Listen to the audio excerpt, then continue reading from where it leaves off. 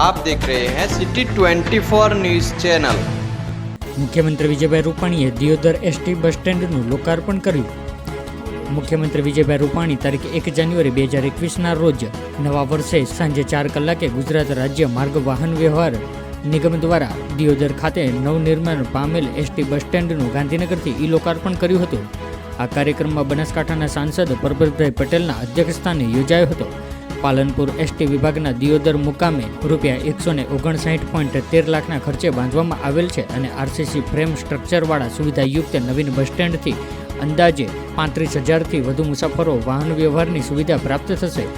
આ બસ સ્ટેન્ડમાં 700 બસોનું આવાગમન રહે છે અને જેમાં વિદ્યાર્થી ટ્રીપ 122 દૈનિક, એક્સપ્રેસ ટ્રીપ 50 દૈનિક, લોકલ ટ્રીપ 350 દૈનિક અને અન્ય ડેપો વિભાગની ટીપો 53 દૈનિક, આમ કુલ ટીપો 453 દૈનિક છે। દિયોદર ખાતે નવીન બસ સ્ટેન્ડના લોકાર્પણ કાર્યક્રમમાં બનાસકાંઠા કલેક્ટર જિલ્લા ભાજપના પ્રમુખ ગુમાનસિંહ ચૌહાણ, પૂર્વ મંત્રી કેસાજી ચૌહાણ, દિયોદર પ્રાંત અધિકારી, દિયોદર મામલતદાર ડાયાભાઈ તેમજ દિયોદર એસટી વિભાગના અધિકારીઓ ઉપસ્થિત રહ્યા હતા અને કાર્યક્રમને સફળ બનાવ્યો હતો।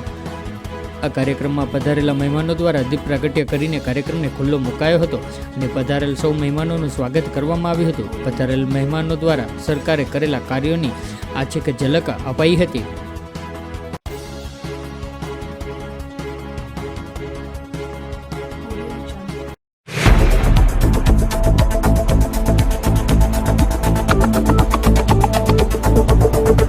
आप देख रहे हैं सिटी 24 न्यूज़ चैनल।